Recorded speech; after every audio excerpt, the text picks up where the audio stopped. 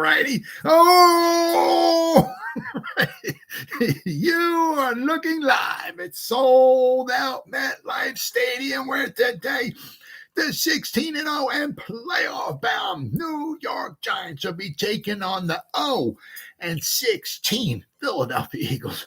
What? Philadelphia Eagles 0-16? Because they suck. They lost the Super Bowl because they suck.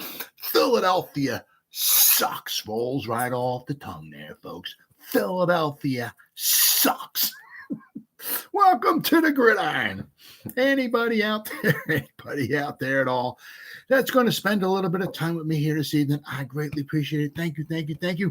Or if anybody's going to spend any time watching a replay, this once again, thank you so much from the bottom of my heart. Thank you. I'm going to try to go about 30 minutes here tonight, shoot my mouth off for about 30 minutes.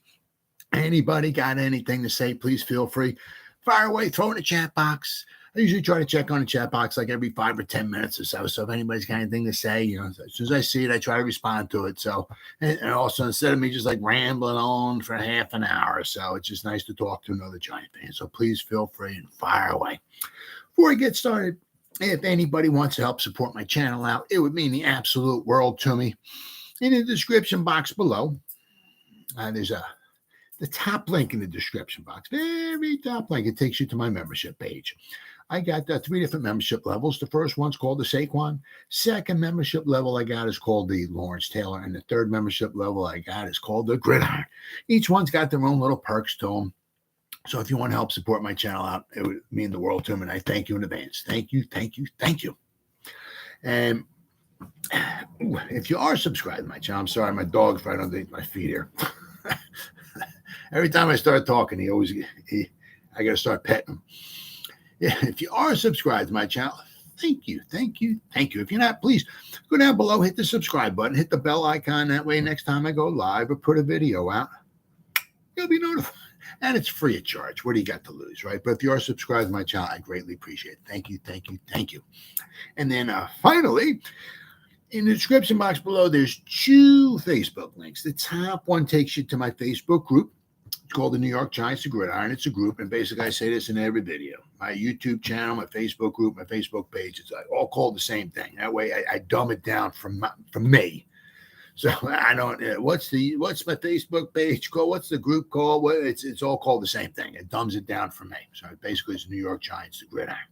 In the group, what do we got? Oh, we just went up to 3,900 members. We were holding steady at over 3,800 members, but we just hit the 3,900 member mark. So soon, hopefully, but within another 4 or 5 days or so, whatever, I'll have 4,000 members. Doing very, very well, might I add, in the group. And usually, what it is as soon as I get done going live, I'll start. I'll spend like the next hour or two just putting a bunch of stuff into the group, and then the page, which I'll go over in just a minute. And as I said, I try to get up to like about 10 things or so a day in there if I can. Usually in the off season, it's a little difficult sometimes, find a lot of information, a lot of stuff to put in there.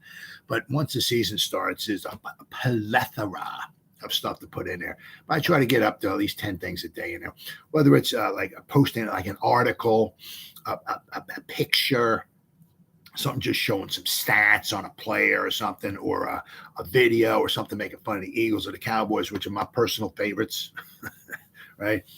I try to get stuff in there. And if you become a member, not only do I put stuff in here, but the members post stuff in here as well, too. So between me and the members, there's a ton of New York Giants information going in there every day. And then the second Facebook link, it takes you to my Facebook page. All right, I'm the administrator in the page, so I'm the only one to post anything. But what do we got here? We have over 1,800 people who like it, and we have over 6,300 people who are following the page. The page is really, really doing good.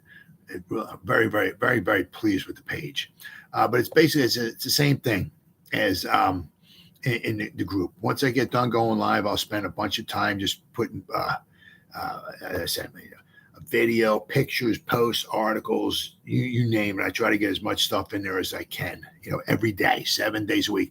And I don't commingle. So basically, for the most part, whatever I put in the page, I don't put in the group. Whatever I put in the group, I don't put in the page. I try to keep the stuff separate. I said, unless there's something like really juicy, just makes fun of the Eagles, because that's what I've put on this earth for, to make fun of the Philadelphia Eagles. And if I can make fun of them and share it with the world, that's what I'm going to do. Gosh darn it. Okay. So that I might put in both the page and the group. But other than that, I try to keep stuff separate. So if you go to the page, the New York Giants, you go on the page and you like it and you follow it, and you go to the group and you become a member, 7 days a week, there's a ton of New York Giants information there. All the time, 7 days a week. And like I say in every video, right, if you go to the page and you like it and you follow it and you go to the group and you become a member, yeah, if you're not 100% satisfied, no, my bad. Oh, I thought it was all Teddy. D3C3, Pishan, let's go. You got it, brother. We're going. We're going. I tell you what, you've seen this article here was about. I don't know who's the one I saw him, but and also that too. You don't know if they do this and they do it on purpose because they know everybody and their grandmom is checking them out and everything like that. But with Daniel Jones and Saquon been working out together in New Jersey, right? Said, could this end up being a sign of good news? Oh yeah, I really think so. I mean, it's just a matter of time before Saquon gets something done, whether it's a long-term deal or just signs the franchise tag, and then he's back. There's no way he's sitting the season out. He's not missing out on at least $10 million guaranteed. And I'd be kind of surprised. I don't know, if something doesn't get done where he winds up signing a multi-year deal, I'd be kind of surprised, But yeah, I mean, he wouldn't have gone out there. I can't say it, but obviously I don't know him. But I mean, he went out to Arizona when Daniel Jones had the wide receivers, and he might have been the only running back out there, if I remember it. When Daniel Jones took all the guys out there, like Waller was out there, and all the wide receivers were out there, and I think Saquon was out there, and I think Tyrod was there, right? And we only got two quarterbacks. But we didn't have DeVito, I don't think, at the time. But when he went out to Arizona, Saquon was out there. Now he's practicing with Daniel Jones and all and everything. Yeah, this is a pretty good sign. Pretty good sign. Let's see here. It turned out to be a busy weekend for New York Giants quarterback Daniel Jones, who stole the show at the Zach Bryan. Yeah, that guy's a worthless piece of trash. Daniel Jones is up there, and so I'll tell you what, I'll never go to that low life piece of craps concert. I'll tell you that much. Zach Bryan, remember that name? Low life piece of human trash. Daniel Jones is up there, I think, trying to sing one of his songs or something like that. And the human trash, Zach, piece of human trash. Bryan says, "Go Birdies." What a human piece of trash. In Queens. I hope people started throwing stuff at him, to be serious. What an absolute piece of garbage. After having fun and entertaining the crowd, it was back to work for Jones on Sunday. Oh, and he had quite the workout partner grinding with him, Mr. Saquads, right? The two Giant superstars were spotted working out together at high school in North New Jersey. This is a great sign as the two are putting in the extra time to get themselves ready for the 2023 campaign. Might this mean that Jones feels confident that a new deal with Saquon will be signed by July 17th? Oh, yeah. I guess they had some kind of said, what a day. Boys punch a ticket to states and Big Blues dynamic duo getting in some reps on the side field. So gracious with all the kids, absolute class acts. So I guess they're on the, looks like there was a baseball, Little League baseball game going on. It looks like Daniel and Saquon went over and they were taking pictures with the guys, the kids. So Daniel Jones and Saquon working out together is a great sign. Jones and Barkley are good friends. And oh, yeah, I mean, and see, that's another one of the things. And I know football's a business. I get it. But, he's just not a running back. You know what I mean? He's just not a running back, and if the Giants understand that, he sells jerseys, he puts people's, I mean, what's a kid going to say when they're 8, 9 years old and they look up to Saquon, right? They go to a Giants game. What? I saw Saquon. No, right? They're not going, oh yeah, I went to a Giant. I wanted to see Matt Breida. I wanted to see Eric Gray. I wanted to see Gary. No, I want to see Saquon, right? That's what they say. Saquon's still the number one guy on the team. And I mean, obviously, whether I'm not saying pay wise or anything like that, but Saquon, I'm sure, is more popular than anybody on his team. I don't care if Daniel Jones throws for 3,000 touchdowns this year. Saquon, all right, he's putting people's rear ends in the seats, right? He's maybe not quite as explosive as he was. Maybe he can't take it all the way on any given down or nothing like that. But he's a lot more than just a running back. Let me tell you what. Just his being on the team, class act of a human being, class act of a teammate. In the locker room, on the field, he wants to be a Giant. Giants want him here. Mr. Mara wants him to be here. Wants him to retire like Tiki Barber did, a Giant. Let's get something to frick on here. I mean, you're throwing $20-something million to the sexy one. You're giving Daniel Jones. I mean, the for crying out loud, the salary cap's going up to like $230 or $40 million in the next year or so. And what we talking about? An extra $1 million or $2 million a year for Saquon, guaranteed? Is that we're having a problem with that at a $230 or $40 million? Yeah, come on, man. I mean, that's poor. That's poor. I mean, I'm talking. I can see if we were talking Breida or Brightwell or somebody. But come on, Saquon's. He's different. He's different. And I remember one thing with Jimmy Johnson. He was the coaching with the Cowboys, and what he had said, he straight out plain said it, is that a lot of how he treated somebody, or as far as putting up with their BS, or as far as maybe cutting them or whatever, was like who they were.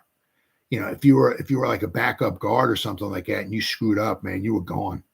But if you were a star player, right, and you made a mistake or something like that, it's all right. That's so and so, right? He's the star, or whatever. He'll put up with it, right? I said if you were, as I said, a backup or something like that, or somebody weren't in favor with him or whatever, he'll cut you. So it's as I said, Saquon's different. Let's see. Jones and Barkley, good friends. Danny Dimes was no question hoping that number 26 will land his payday this summer. Jones landed his 4-year, $160 million contract, which then opened the door for the Giants to place Barkley on a non-exclusive franchise tag. Yeah, Saquon wasn't thrilled, leading him to being away from the team for the offseason program. Not having Barkley out on the field for mandatory minicamp was a bit concerning. Let's see, with the July 17 deadline inching closer, right? The pressure is on for the two sides to finalizing something. There was concern that Barkley could sit out this. That's not happening. But Ian Rappaport reported that won't end up happening. Yeah, it's not happening. However, Barkley still wants some long-term security. I can't blame him. He put his dues in, right? He put his 5 years in. This is his 6th season. He's a running back. This is his 6th season. It's time for him to cash in. No one knows how this will shape out, but for now, it's great news that Jones and Barkley are meeting up like this with training camp less than a month away. Oh yeah, absolutely. Yeah, I don't think we have to. It's just a matter of time before something gets. Deadlines makes things happen. So July 17th, that's going to make something happen. Believe you me. All winners. Giants running backs are the best. The Giants running backs are the best. Yeah. All right. Okay. All right, Teddy. They're the best. All okay. Oh, let's see. Then I saw, some of the Giants players in the final year of the contract. So you got to start looking and start thinking, we got some money next year to spend. But if you start looking at this list of some of the guys that ain't going to be here next year, you kind of, if we would start bringing some of these guys back, that's going to pretty much chew up pretty much the whole salary, a lot of salary cap, shall we say. Since the 2023 NFL regular season is just a few short months away, thank goodness, yes, right? And there's a lot of optimism that the New York Giants, although still rebuilding, are an ascending franchise. Under general manager Joe Schoen and head coach Brian Daboll, a season ago, the Giants finished 9-7-1. Ragland picked up their first playoff victory in about 342,000 years. Now the Giants head into an all-important 2023 campaign where they have reloaded, retooled, and improved the overall team depth. However, many players on the roster are entering the final year of their current deal. So let's go over some of this list here. We got some players here. Let me tell you, here's a full list of the Giants players heading into the final year of their contract. There's a full list. All right, so, but I mean, some of the guys here. So, of course, we got Leo Line. Now, if we were to bring him back, if he has a successful season, I believe next season he would be 30. Still not dead, still not, gone, still has some football left in him, right? The question is, he's making 30 this year, whatever, 30, 32, whatever, obviously, which is because they pushed money, they moved money around and all. So this year, his salary cap is high. The question would be, next season, if the Giants were to bring him back, what would the number be? Are we looking at 15? What does he think his value is? I got a few years left. I should get at least 20, or the Giants might think 12, so can they meet in the middle? Who knows? Let's see here. Of course, the Adoree Jackson. Now, once again, if we wind up re-signing him, if we want to go in a different direction, that's understandable. But then, obviously, we got the battle for who's going to be in the slot. We got a lot of competition there, so I believe we can find somebody adequate. We're going to Tay Banks. We know we got him. Hopefully, for the next 400 years, just lock him in. He's our cornerback, right? Or whatever. Hopefully, 10 years. Just say.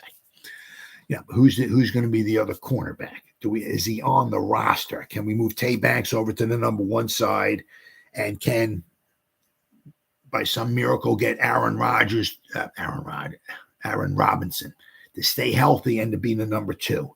Can we get somebody else? Can we, who's going to take, and we got to let Adoree Jackson go. Who's going to take, we're going to slide Tay Banks over, and who's going to take, who's going to be cornerback number two? Is he on the roster?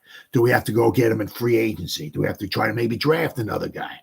That may not be bad if you look at something like that, because you can get a decent cornerback, hopefully in the first round, obviously, or the second round. I mean, because then you start looking at it like, okay, well, now we have our two tackles for the future. We have our two cornerbacks for the future. We just signed our quarterback. We signed our running back. We got some wide receivers. We got our center for the future, the two cornerbacks, right? We got our two edge rushers. We got the sexy one. We got a Carrick in the middle for another 3 years, right? Maybe we can do something and sign Xavier McKinney, right? So we have him for the future, So there's a lot of stuff starting to fall into place, right? So I'm saying, so if we had to go out and draft another cornerback, it would be a little, deja vu all over again. But hey, if you got Tay Banks on one side and you got another good solid cornerback on the other, one's his first year, one's in the second year, and you can see these guys playing together for the next 5, 6, 7, 8 years, whatever. Yes, cool, right? But then again, that's next season. But let's not forget, Adoree Jackson's final year of his contract. Graham Gano. Now the thing with him, Graham Gano, is sometimes kickers are just, they're like fine wine. They just get better with age. Their leg might get a little weaker, right? But if he's true and straight and all that and everything, right? Why not bring him back? Why not bring? I mean, he's done phenomenal things for the Giants. I expect another good season for him. And the thing, if you had to bring him back, he's not going to cost you $17 million a year. That's not happening. Why F around, right, with another kicker when you know what you got with Graham Gano, okay? And you bring him in. What says here? The salary cap is $5.5 million. Now for a field goal kicker, all right, who's almost money, right? $5.5 million is nothing. Yeah. So Tyrod Taylor is DeVito. Is he the guy going into the future? All right. Or do we going to need to get somebody else? Or can we maybe entice Tyrod to stay around another year, right? Now, his salary cap is $6.9 million. So, I mean, if it's somebody standing on the sideline with holding the clipboard, that's a good amount of money. But if Daniel Jones gets injured, which he has the tendency to do, right? Having somebody like Tyrod paying him $6.9 million, that's a drop in the, that's priceless. I mean, he's priceless. Having him on the sideline, absolutely. Of course, we got Saquon Barkley. I'm not even going to touch that one because I think they're going to wind up working something out with him. Xavier McKinney, once again, I think they're going to wind up working something out with him. We'll have to wait and see. Hopefully his hand, is doing well. Can they reach an agreement on some type of a deal or whatever? I would be, rather shocked if they didn't try to get something done because, you figure if he is gone, I mean, we got some guys, but I certainly think Xavier McKinney is worth holding on to. A'Shawn Robinson. All right. Now, he has some problems staying healthy sometimes, so we're going to be interested to see. I mean, I know he has some dead cap money for him going next season, but it says right now his salary cap hit this year is $2.5 million. But, I mean, if he can stay healthy, I mean, he would certainly we got Nunez Roaches, right? We have him coming back, right? But I mean, if we can get A'Shawn, at a reasonable price again, I wouldn't hesitate to bring him back. But as I said, not forget, these are all guys that are not here next year. So we're going to have to, and that's the thing. If we're going to bring these guys back, right, we got to pay. That's going to bring less money. Well, how come we're not bringing all these guys in? Where's the number one wide receiver? Where's this guy? Where's the other, Well, if you're paying your own guys, you kind of don't have a ton of money left over. So Paris Campbell, let's see how he does this year, right? Can he stay healthy? How is he doing in the system? He could be a huge bright spot. I mean, his cap is $5 million. I mean, you're paying Devontae Adams like $28 million a year. This guy's making like 1/6 the amount. Matt Parrott, this might be his final season. Remember, because his cap hits only 1.3 million, right? So this might be his. Because remember, he came with the team. He came with the store, right? Shane and Dable did not bring him in. Okay, so this could be his last season. Tyree Phillips, once again, his cap hits only $1 million. If they like what they see with him, if they think they can work with them, I mean, for another $1 million, absolutely bring him back. Darnay Holmes, very, very interesting. Let's see if he even makes it, I kind of hope he does, but with the salary, if they would cut him, it says his cap hit is 2.9 million. I thought it was like 2.7, but whatever. But can he get the, I think he led the team in penalties last year. Can he cut the penalties down? So be interesting to see because remember, once again, he came with the team. They didn't draft him. So we'll have to wait and see. Ben Bredesen, his cap hit $1 million. $1 million. I mean, he's not an all-pro Hall of Famer. I get it, but $1 million. And we're talking about this guy possibly being the starting left guard. And we got it for $1 million. I mean, Shane Lemieux, once again, came with the team. Guy can't even get on the field. I mean, he's just like a walking injury the past 2 seasons. So this could be the last season for him. Colin Johnson, yeah, man. I hope he stays healthy, and I hope he's able to show what he can do. Because he's 6'5" or 6'6". They just don't grow on trees, guys. His cap hits $1 million. A guy who had a good off season, good preseason last year, right? 6'5", 6'6". Jack Anderson, and once again, $940,000. Cam Brown, this might be his last year because has a hard time getting on the field as a defender, and basically he's just a special teamer. And with the rosters being the way they are, obviously you like to have like to get your depth as best as you can, having somebody as far as depth who can play on the defense and be on special teams. I mean, now he can play on the defense. It's just part of the reason I guess he's not playing as much on the defense is because he doesn't do well, I guess, when he's on. Same thing with Carter Coughlin. prime time, special teamers. But when they're on the field in defense, are they a little bit of a liability? Could they look to upgrade? And so we got Cam Brown. The next guy is Carter Coughlin. Same thing. They're good core special teamers, but are they a liability on defense? Could they upgrade? Could they get better players? They'd be the third stringers, right? Maybe, inside linebackers, middle linebacker, whatever you want to call them. There might be the third stringers, so the third stringers that play special teams. Can we upgrade and get a better, third stringers who can also play special teams? I think we probably could. So Nick McLeod. Now it's going to be interesting to see his cap hit $940,000. They got this guy going back there at safety too. So be interesting to see how he plays out this year because they're putting him back there at safety. Say he winds up winning the safety spot next to Xavier McKinney. I don't think they're going to want to let him go. Who we got? The Hottie Man. Now, same thing with him. They, last year he signed the 1 year. They brought him back. Wink loves him, right? He said he'll always have a job. As long as I'm coach, he'll always have a job. So, the $1.5 million, I think it might be a no-brainer once again, just at least to bring Hottie back. But we'll have to wait and see. Matt Breida, so that'd be interesting to see, right? Because, how they do work with Jashawn Corbin. Is he going to stay on the practice squad? We're letting Brightwell go. We're going to have Gray. We're going to have Breida and Barkley. Then we could let Breida go. We could have maybe Barkley, Gray, and maybe draft another running back in the fourth round next year. Or if we have Gray, right? Maybe we can draft somebody in the fifth round. You can find a decent running back in the fifth round. Absolutely. Who else we got here? Casey Kreider, the long snapper, right?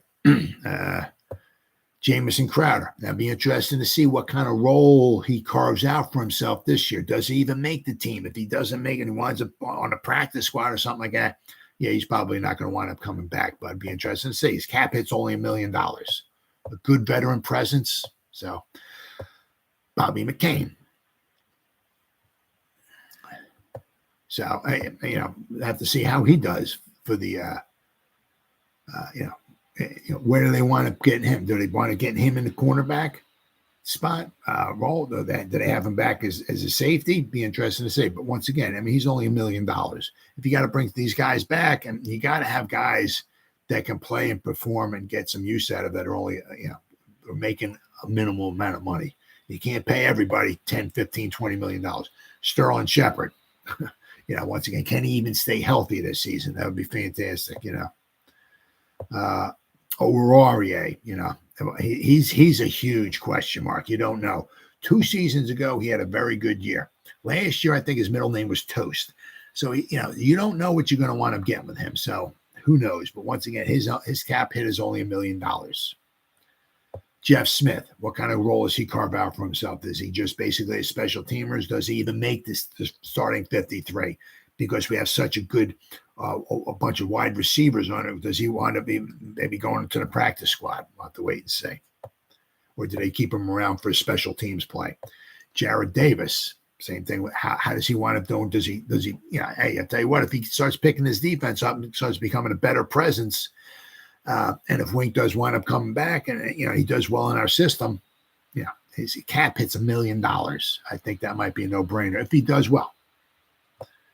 We got but you also see how many guys we have on a 5-year to contract. But a lot of these guys are cheap though too. Ximines, we'll have to wait and see. Who knows? Mr. Sweeney, Tommy Sweeney, the tight end. That'll be interesting to see what do the Giants. How do they want to go? We got Bellin, we got Darren Waller, and we got Biceps Bellinger. We got those 2 guys. How do they want? I have a hard time seeing them keep 4 tight ends on the 53. I can see 3. So do they want to go more athletic, wide receiver type, Mr. Cager, or do they want to go more of a Sweeney who's an inline blocker who you basically probably can't even put wide? Cager, you could probably line him up anywhere. He's a good physical specimen talent because he was a wide receiver. So you can line him up, obviously, in line. Probably not going to get the best out of blocking from him. But you could probably even throw the guy in the slot. You could probably put him out wide. You could probably put the guy anywhere you want. But Sweeney, he's not that flexible. Better blocker, though. So it'd be interesting to see what the Giants, want to do with their tight end group, who they keep, who they let go, or who they, put on the practice squad. Hassenauer, does he carve out a role for himself? Be interesting to see. Because, Michael Schmitz is should be the starting center. We'll have to wait and see. Wyatt Davis, offensive lineman Wyatt Davis. Can he even make the team? We got so many guys. so many offensive linemen. Who else we got? Isaiah Hodgins. I think that would be enough. His salary cap is $870,000. He's going to get probably at least 50 or 60 catches this year. I think. Hopefully it's a no-brainer, but it's going to cost the Giants some money to bring him back. I think a second system with Daniel Jones, second year in the system with Daniel Jones, coming familiar, all that, everything. I think he's going to, hopefully get a nice little payday for himself next year. But $870,000 is all we're paying him this year. Defensive tackle Kobe Smith. Oh yeah, that's right. We brought him in. Not even sure if he'll even make the team. Lawrence Cager, same thing with him. How the Giants, how does he perform this year? Does he even make the 53, or they got him on the practice squad and they got Sweeney? But if he does make the team, right, makes the 53, what kind of, his cap hit's only $940,000. Not much at all. Ryder Anderson, he bulked up. So, as far as somebody who they can maybe get on the cheap, who might be a good rotational piece to help relieve a little, get a few reps each game, maybe in the interior defensive line, especially now he's over 300 pounds. He's certainly, young. Might be certainly worth taking back, bringing him back. Vernon Butler, talking about the interior defensive lineman, Vernon Butler. Can he even make the team? Interesting to see, because there was talent there. He was a I think a first round pick. But it's like, how many interior defensive linemen they're going to keep on the 53, right? You got the sexy one. You got Leonard Williams. You got Nunez Roses, or Nacho, and you got Ashawn Robinson. Who's going to be maybe the fifth? I can't see him keeping 6 on the 53. So we got maybe 5 guys. Who's number 5? Right, DJ Davidson, Jordan Riley, Vernon Butler, Ryder Anderson. So we got a bunch of guys there. Who's going to be that? You might have all those guys fighting for maybe one roster spot. Jaden Mickens. Yeah, well, I don't even know if he's even going to want it making the team at all. And then the amount of wide receivers we even have, I don't even know if he'd even make the practice squad. He might get bumped off the practice squad. Corey Cunningham's the next one, right? He certainly might be worth bringing back, especially if he's on the cheap. Chris Myrick, fullback, H-back, tight end. You can put him pretty much anywhere. Once again, don't even know if he'll make the team. David Sills, he's been hanging around for, it seems like, forever. Zion Gilbert. Depth at the defensive back position. His cap hit's only $870,000. Let's see how he does this year. Let's see if he even warrants coming back. But see all these guys. Makai Polk, Khalil Pimpleton, right? Dre Miller, the tight end. Just Trenton Thompson, Devery Hamilton, Jashawn Corbin. All of these guys, there's a lot of guys on the final year of the contract. So you also got to look, right? Is that, what's up, Terrence? Herm Edwards, very disrespectful to Daniel Jones and the Giants. Oh, what did he do? So I don't get to listen to a lot of programs or anything like that. So. I like the NFL now. There's so many shows like me. So many guys talking about football like me. So it's kind of tough to listen to all of them. I listen to a few, but a lot of what I listen to is pretty much. I try to listen to the people who know who watch the Giants and all that stuff and everything, So as far as, a lot of like the NFL networks and you got these guys coming in and who talk about like every team, I try not to, I usually don't want to listen to that because everybody's got an opinion, but I like to listen to the people who cover the Giants specifically. They have more insight and more intelligent knowledge than a lot of these other people do. Some people some people say, if you listen to 10 people talk about Daniel Jones, 4 of them will say, he's not too bad. I think he's going on his way up. He's working, but he's not bad. No, 4 people say, come on, stinks. 2 people say, I don't know. Everybody's got their opinion. It is what it is, right? So unfortunately, Herm Edwards, who is the miracle of the Meadowlands 1, picked up the fumble, bounced out of Zonka's hands, and ran into the end zone. But I do like Herm. I think he was a very good coach, though. He was a very, very good coach. But, you can see there's so many guys that the Giants have to bring back. So, you can definitely see where, you could chew up a lot of our salary cap next year if all these guys that are on their final year of contract, we brought them all back. But then, also it just goes to show you, it's like, if we brought all these guys, a lot of these guys back, that's going to chew up the salary cap. And then a lot of people will be like, well, why come we're not bringing in a starting guard? Where's our number 1 wide receiver? Why do we spend $35 million for our number 1 wide receiver? And, why didn't we spend Ngakoue? Why didn't we spend $20 million a year for Ngakoue as another edge rusher? So, because we got to pay our own, So you only got so much money. Now these ticket prices here. Now the Giants, let's see, who was it? The Chiefs. There's the average resale. Now I know the average ticket price is only like $100 or Facebook $150 or whatever. But of course, when you buy it on StubHub, they're $3,000. So the average resale of the Chiefs, it was $371. Now I guess this is for all the seats. I guess way up top and way down on the 50-yard line in the corner of the end zone, all over the place, right? It was 300. They're the number 1. Their average ticket price is $577.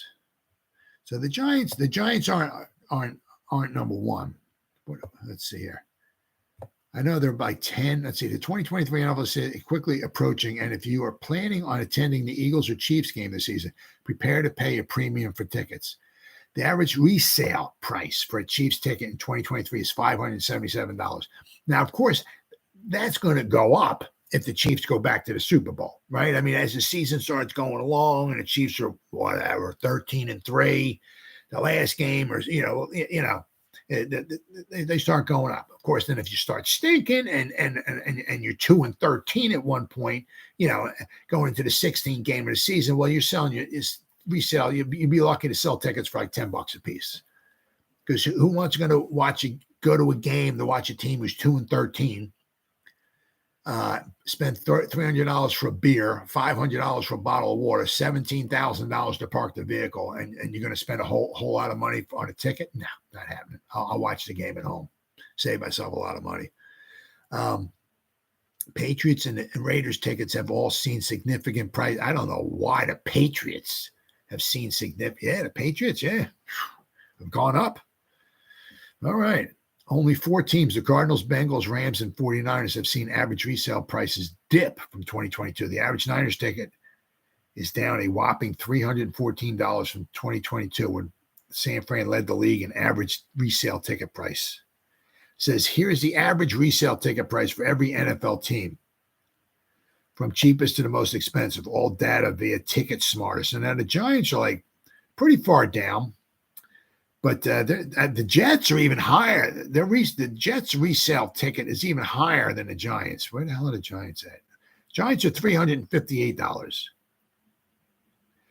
Just to go to show you how horrible it was during the Shermer, Judge era.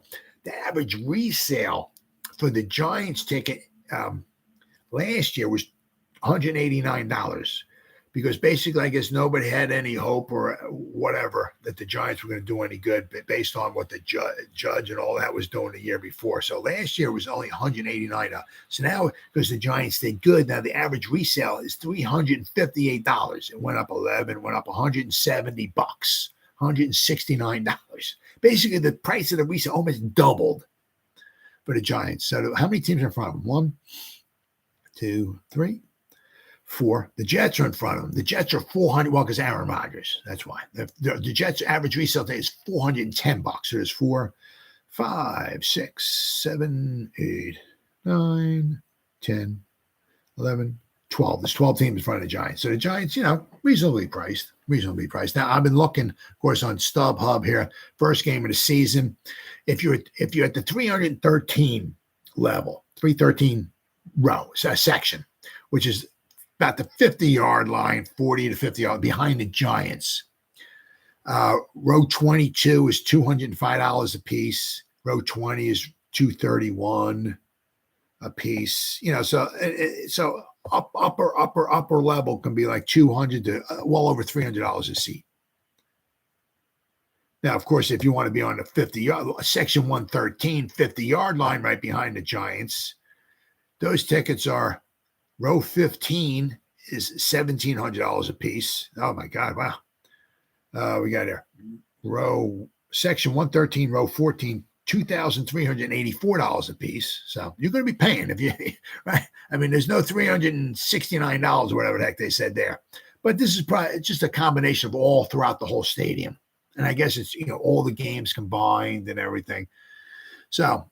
But I mean, if you want, you can pay yourself a pretty premium just to watch the Giants play, as always. And then I saw this here. How about agents are the days of high-priced NFL running backs on the verge of it? High-priced on the verge of extinction. What we got, Terrence? He said he's a defensive back. He's not scared of the wide receivers. The Giants' Waller was okay. Okay. Doesn't scare him throwing the ball. But Barkley put 8 or 9 guys in the box and make Jones throw. Okay. Well, I mean, Hyatt hasn't proved himself, right? I mean, Hodgins is a good, but I mean, he's not burning you, deep. Slayton's okay, but I'm saying, but I mean, he has 700 yards receiving a year. Okay, that's good. But I mean, as far as scaring you, we don't got nobody that scares you. I mean, Waller, Waller should start scaring you. But I'm saying, maybe Hyatt. But I mean, we don't have the dog, the wide receiver dog, somebody that can scare you. You know what I mean? If we made the trade last year and we got Brown here the way the Eagles did, and we traded for the Tennessee, right? And you got Brown, you got Saquon, you got Bellinger, Biceps Bellinger, you got Waller, you got Hyatt, you got all these other guys. Now you got somebody who can scare you, right? I mean, Waller will scare you, but I mean, I guess he's talking maybe as far as wide receivers. I think Herm got CTE. Yeah, but put 8 guys in. Yeah, I mean, because I said you look. I mean, like I think the Seahawks shut the Saquon down trying to run the. I mean, so there's ways of shutting Saquon down, but I mean, once again, the theory that the Einstein's theory of relativity. Everything's relative, right? You got these. Right, you put the 8 or 9 in the box to stop Saquon. Well, then good luck trying to stop Waller over here, or if Hyatt or somebody takes the top off over here, good luck trying. That's why you want everybody to stretch the fields, and then you can't put 8 or 9 in the box to stop Saquon. It opens everything up. Well, if you start opening stuff up, the offense starts opening up. So. But I mean, he's right. I mean, as far as we don't have a proven guy who can scare the crap out of him. Maybe Hyatt can be that guy. Hey, who even knows? Bryce Ford Wheaton. Maybe give him a year or so. Maybe he can be a phenom, right? We got a bunch of nice receivers: Wandale, Sterling Shepard, Isaiah Hodgins, Slayton, Paris Campbell. if he can stay healthy, we got a bunch of nice receivers. But yeah, as far as anybody scaring you, as I said, receivers. I'm not saying Waller. Waller should do some scaring because he's a mismatch, but he's not he's a tight end. But yeah, so I guess Well, we'll see. Also, let's not forget we do have better minds on the sideline calling plays and drawing stuff up and everything than we did with Jason, the Clapper Garrett calling plays. Where the heck is this here? Oh, the running backs. Are they going out of extinction? Agents take so days of high-priced NFL running backs on the verge of. I don't know. Well, things come full circle sometimes. Sometimes they come back. Running backs can't be blamed for feeling as if they're being treated like a stepchild. Yeah, I understand. NFL teams exercise fiscal restraints in free agency. Miles Sanders couldn't capitalize on a 2022 season with the Eagles, where he had a career high of 1,269 rushing yards and 11 touchdowns, which were 5th and 8th in the NFL, respectively. His 4-year, $25.64 million contract with the Panthers averaged $6.35 million per year, with $13 million for fully guaranteed. The next best deal belongs to David Montgomery. He went to the Lions for $18 million over 3 years. That's $11 million guaranteed. So Montgomery, $6 million a year. None of the three. Let's see. None of the running backs, Saquon Barkley, Josh Jacobs, and Tony Pollard, designated as franchise players, making basically $1 million, have signed long-term deals. Barkley expressed frustration with misleading leaks about his negotiations. Let's see. The NFL's 2018 Offensive Rookie of the Year took issue with being portrayed as greedy for reportedly turning down a $13 million per year deal worth as much as $14 million per year with incentives. Barkley didn't miss sitting out the season, which is likely just posturing if he doesn't have a new contract by 4 o'clock on July 17th for franchise players to sign long-term deals. Yeah. Jacobs suggested he is taking a stand for future running backs in his contract dispute with the Raiders. His financial demands are unknown, but Jacobs had a career year in 2022. He led the NFL in both rushing yards and receiving yards, rushing yards and combined yards with his receiving. 1,653 rushing yards, 2,053 receiving yards, over 2,000 respectively. Now the thing is, just kind of makes me scratch my head. It's just, is you have Davante Adams. Okay, he's making annually $28 million on average, 5 years, $140 million. Now, I'm not saying what's guaranteed, what the incentives are, but his deal is signed a 5-year, $140 million. So that breaks down to $28 million a season. So if we look, if we look at that, last year he had 180 targets, which he certainly deserved. Very good for him. That's over 10 targets a game, which he should for that amount of money. He's worth it too. But he had 100 catches, right? He had 1,516 yards. He had 14 touchdowns. Jacobs, on the other hand, had 340 rushes, 53 receptions. So basically, he had almost 400 touches. Adams had 100. So Jacobs had 4 times the amount of touches. He had more yards. He had 2 less touchdowns. He had more yards. It's just a shame of it, because it's just the way it is. But you got wide receivers who touch the ball less are making like 3-4 times the amount of money of a running back is. Now, basically, so if Jacobs signs, like, say, a franchise, say he gets like $10 million, right? Or say $9 million, just say $9 million. He'd be making 1/3 the amount of money that Davante Adams is. 1/3. And last year he touched the ball 4 times as much to make 1/3 the amount of money. And the shame of it is that, all those touches wears your career down. I mean, it's just, you could say, yeah, I'm a workhorse, I'm this, I'm that, and all that and everything.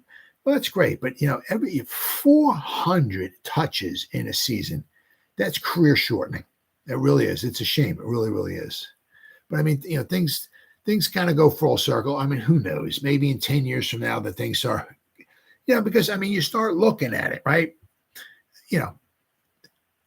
Things full circle, things change, and all of that. Paris Campbell should scare teams. Well, with his speed, with his speed. Now, he had 64 catches last year. He had the fastest speed of I think of any player last year.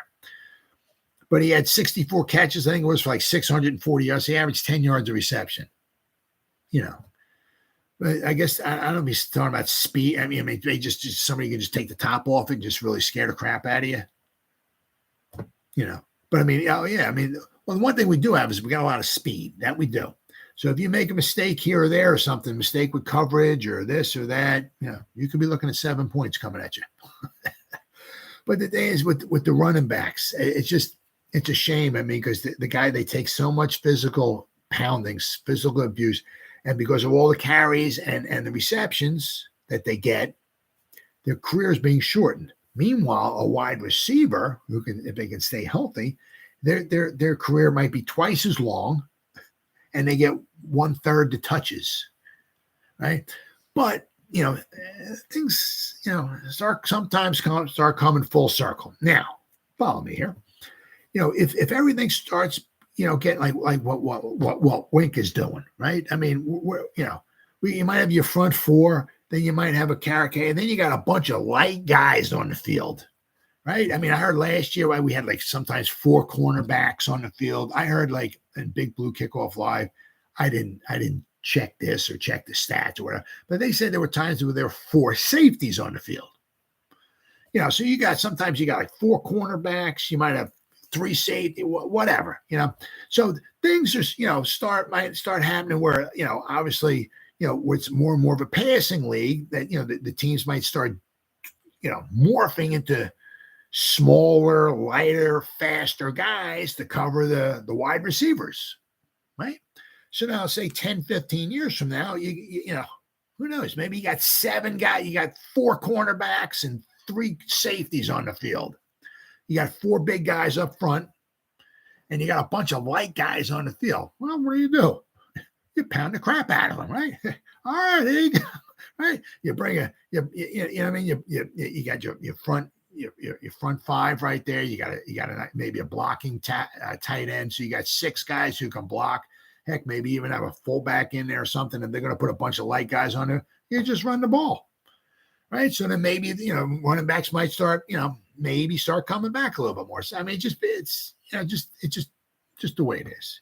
Things start going. They just because the running backs are maybe losing value right now doesn't mean they're going to lose value forever. Oh, we just the running backs are they won't have running backs anymore. No, it just things might come around full circle. I mean, because as I said, there might certainly be some coaches who start looking at guys or looking at the other team. It's like, man, they got a bunch of light guys out there.